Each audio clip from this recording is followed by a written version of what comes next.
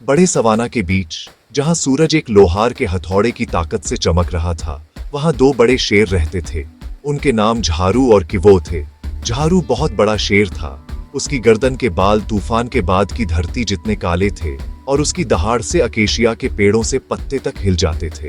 वह पूर्वी मैदानों पर राज करता था, एक ऐसी जगह जहां लंबी सुनहरी घास दूर तक फैली हुई थी। उसकी आंखें अंबर के टुकड़ों जैसी एक ऐसे राजा की तेज आग लिए हुए थीं, जो किसी से कम नहीं था और किसी के सामने झुकता नहीं था। वह जमीन को अपना जन्म सिद्ध अधिकार मानता था, एक ऐसा राज्य जो उसकी अपनी ताकत और इच्छा से बना था, और हर सुबह उसके इलाके पर उसके निर्विवाद शासन की घोषणा थी। सूखी नदी के दूसरी ओर, जो जमीन को एक लंबे टेढ़े मेढ़े निशान की तरह काट रही थी, कि वो का इलाका था। कि वो झारू से पतला था, लेकिन उसकी मांसपेशियां शिकार करने वाले चीते की तरह फुर्ती से हिलती थीं, और उसकी अक्ल मीमोसा झाड़ियों के कांटों जितनी तेज थी। उसका रंग सूरज से फीकी पड़ी रेत जैसा था, जिससे वह परिदृश्य में घुल मिल जाता था। वह पश्चिमी जमीन पर राज करता था, एक ऐसी जगह जहां चट्टानी पहाड़ियां और कम पानी के गड्ढे थे। कि वो एक माहिर रणनीतिकार था, एक ऐसा नेता जिसने सिर्फ ताकत से नहीं बल्कि चतुराई से वफादारी जीती थी। वह मानता था कि असली ताकत दहाड़ में नहीं बल्कि सही समय पर वार करने के लिए इंतजार करने के धैर्य में है। उनके इलाकों के बीच की हवा हमेशा तनाव से भरी रहती थी। एक शेर की गंध दूसरे के लिए चुनौती थी। अगर सुबह झारू की दहाड़ मैदानों में गूंजती, तो किवो की दहाड़ चांद के निकलने पर जवाब देती। हवा में एक लगातार और कभी न खत्म होने वाली बहस चलती रहती। झेबरा और वाइल्ड बीस्ट के झुंड बीच की जगह में सावधानी से चलते थे, क्योंकि यह एक ऐसी जगह थी जहां दो राजाओं का अधिकार टकराता था। पक्षी नदी के पास आने पर चुप हो जाते थे, मानो हवा भी अपनी सांस रोके हुए हो, उस अनिवार्य संघर्ष का इंतजार कर रही हो जो उनके रोजमर्रा के जीवन की सतह के ठीक नीचे सुलग रहा था। उनकी दुश्मनी शांत नहीं थी। अक्सर वे नदी के किनारे मिलते थे, एक ऐसी जगह जो उनमें से किसी की भी नहीं थी। वे पंजे और दांत से नहीं लड़ते थे, अभी नहीं, बल्कि अपने हाव भाव और आवाज से लड़ते थे। झारू सीधा खड़ा होता, उसकी छाती फूली होती, उसकी पूंछ चाबुक की तरह इधर उधर हिलती। कि वो धीरे धीरे उसके चारों ओर घूमता, उसका सिर नीचा होता, उसके सीने में एक गहरी गुर्राहट गूंजती। वे प्रकृति की दो महान शक्तियां थीं, दो राजा जो टकराने वाले थे, और सवाना खुद देखता और इंतजार करता दिख रहा था, यह जानते हुए कि कठोर बेरहम सूरज के नीचे यह नाजुक शांति हमेशा नहीं रह सकती। झारू और किवो के बीच का संघर्ष सिर्फ उनके अपने दिलों से पैदा नहीं हुआ था। यह एक पुरानी कहानी थी, एक ऐसी कहानी जो शेरनियां अपने शावकों को सुनाती थीं, एक ऐसी दुश्मनी जो बारिश और सूखे के कई मौसमों से चली आ रही थी। उनके पिता उसी जमीन के टुकड़े पर लड़े थे, और उनसे पहले उनके पिता। नदी का किनारा सिर्फ एक सीमा से ज्यादा था।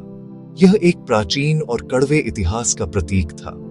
हर शेर अपने पूर्वजों के गौरव का बोझ उठाए हुए था, एक भारी बोझ जो नफरत और बंटवारे के पुराने तरीकों के प्रति वफादारी की मांग करता था।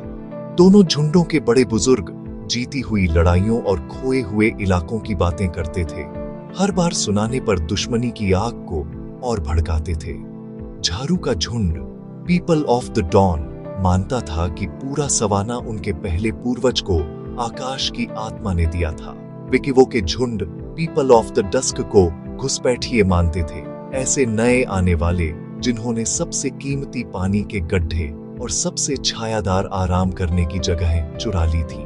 वे धोखे की कहानियां सुनाते थे, एक धोखेबाज चांद की हल्की रोशनी में तोड़े गए वादों की। झारू के लिए किवो के पास की हर इंच जमीन उसके वंश का अपमान थी, उसके परिवार के सम्मान पर एक ऐसा धब्बा था जिसे केवल पूरी जीत से ही धोया जा सकता था। यह विश्वास उसके राजशाही के ताने बाने में बुना हुआ था, एक कर्तव्य जिसे वह अतीत के भूतों का कर्ज मानता था।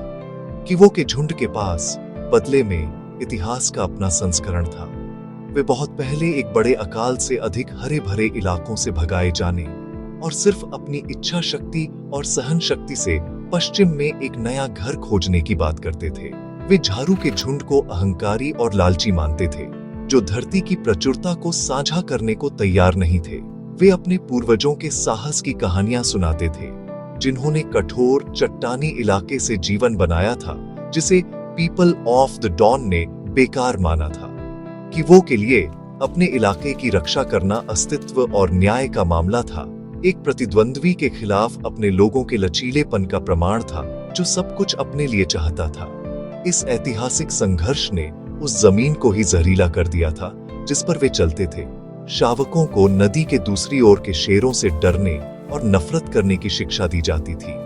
झुंडों के बीच दोस्ती अकल्पनीय थी और शांति का कोई भी प्रयास कमजोरी का संकेत माना जाता था। दुश्मनी एक जीवित चीज थी, एक छायादार जानवर जो संदेह पर पलती थी और धूल भरे विभाजन के पार हर शत्रुतापूर्ण दहाड़ और हर गुस्से भरी नजर से मजबूत होती थी। दोनों शेर सिर्फ प्रतिद्वंद्वी नहीं थे, वे एक ऐसे युद्ध के वर्तमान चैंपियन थे जो पीढ़ियों से चल रहा था। हर कोई परंपरा से लड़ाई जारी रखने के लिए बाध्य था।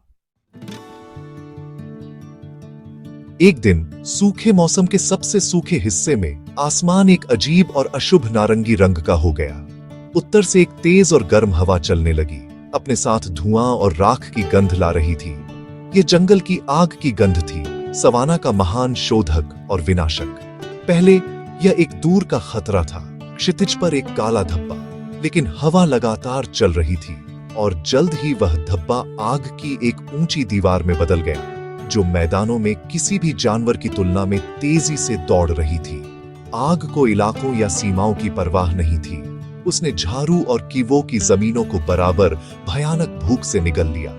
जानवर घबरा गए, हिरण धुएं में कूद रहे थे, उनकी आंखें डर से चौड़ी थीं। हाथी अलार्म में चिंघाड़ रहे थे, अपने बच्चों को इकट्ठा कर रहे थे। दुनिया दहाड़ती आग, दम घोंटने वाले धुएं और भागते हुए खुरों की गड़गड़ाहट का एक अराजक दुःस्वप्न बन गई। झारू अपने पूर्वी राज्य में एक ऊंची चट्टान पर खड़ा था, आग को उस घास को निगलते हुए देख रहा था जिस पर उसका झुंड निर्भर था। उसने अपनी जमीन, अपनी शक्ति, वह सब कुछ देखा जिसके लिए उसने लड़ाई लड़ी थी, काले बंजर राख में बदलते हुए। उस पल में कीवो के साथ उसकी दुश्मनी एक छोटी और मूर्खतापूर्ण चीज लग रही थी। ऐसी भारी तबाही के सामने एक बच्चे का खेल। नदी के दूसरी ओर कीवो भी ऐसा ही कर रहा था, आग को अपनी चट्टानी पहाड़ियों से गुजरते हुए देख रहा था। लपटें उन गुफाओं को चाट रही थीं जहां उसका झुंड आश्रय लेता था, और धुएं ने हवा को सांस लेने के लिए असंभव बना दिया था। उसने अपनी शेरनियों और शावकों की आंखों में डर देखा, और वह जानता था कि उसकी चतुराई और रणनीति आग के इस दुश्मन के खिलाफ बेकार थी। भागने की कोई जगह नहीं थी, खेलने के लिए कोई चाल नहीं थी। आग पूर्ण थी। तभी उसने धुंधले विभाजन के पार देखा और झारू को देखा, प्रतिद्वंद्वी के रूप में नहीं, बल्कि उसी हताश अंत का सामना कर रहे एक और नेता के रूप में। आग एक महान बराबरी करने वाली थी। जैसे ही दोनों तरफ से लपटें बंद हुईं, दोनों झुंडों को सूखी नदी के संकरे गलियारे में फंसा दिया। एक स्पष्ट एहसास हुआ, झारू दहाड़ा, लेकिन यह चुनौती की दहाड़ नहीं थी, यह निराशा की दहाड़ थी। कीवो ने जवाब दिया, अवज्ञा की गुर्राहट से नहीं, बल्कि साझा हताशा की पुकार से। उन्होंने धुएं से भरी हवा में एक दूसरे की आंखों में देखा। उनकी लड़ाई अर्थहीन थी। जिस जमीन के लिए वे लड़े थे वह नष्ट हो रही थी, और अगर वे अपनी दुश्मनी जारी रखते तो वे सब उसके साथ मर जाते। आग ने उनकी नफरत को जला दिया था, केवल जीवित रहने की कच्ची तत्काल जरूरत को छोड़कर। आग और डर की उस भट्टी में एक नया रास्ता बना। झारू एक नई प्रवृत्ति से प्रेरित होकर नदी के पार कूदा, हमला करने के लिए नहीं, बल्कि अपने दुश्मन के बगल में खड़े होने के लिए। कि वो गर्जा नहीं या पीछे नहीं हटा, वह अपनी जगह पर खड़ा रहा और झारू की आंखों में समझ के साथ देखा। वहां अपने चारों ओर आग के दहाड़ते हुए उन्होंने एक अनकहा समझौता किया। झारू अपनी शक्तिशाली दहाड़ के साथ घबराए हुए झुंडों को निर्देशित करने लगा। उसकी आवाज अराजकता को चीरते हुए उन्हें एक बड़े बंजर चट्टानी पठार की ओर ले गई, जहां आग शायद नहीं पहुंच पाएगी। उसने अपनी ताकत का इस्तेमाल प्रभुत्व के लिए नहीं, बल्कि दिशा के लिए किया। कीवो ने अपने रणनीतिक दिमाग का इस्तेमाल करते हुए शेरों को संगठित किया। उसने सबसे तेज शेरनियों को आग के किनारों को देखने के लिए भेजा, ताकि धुएं के माध्यम से सबसे सुरक्षित रास्ता मिल सके।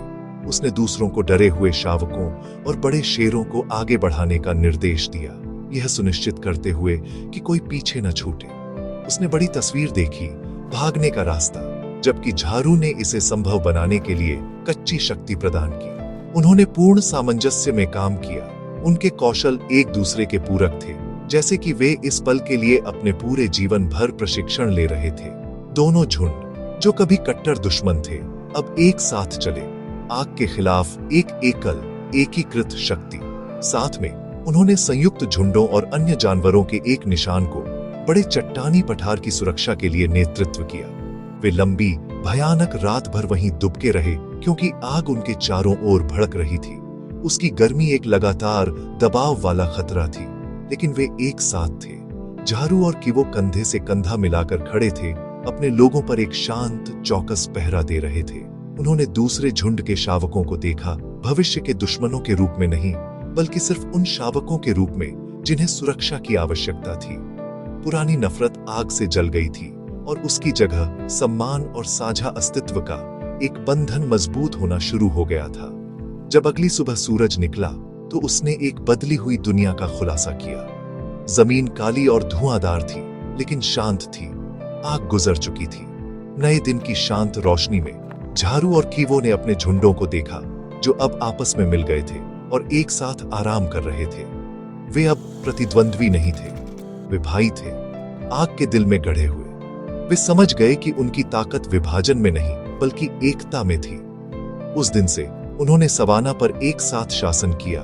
उनके संयुक्त नेतृत्व ने जमीन को पहले से कहीं ज्यादा सुरक्षित और समृद्ध बनाया। उनकी कहानी एक नई किंवदंती बन गई, एक ऐसी कहानी कि कैसे दो दुश्मन एक हो गए, ये साबित करते हुए कि सबसे मजबूत राज्य भाईचारे पर बनता है।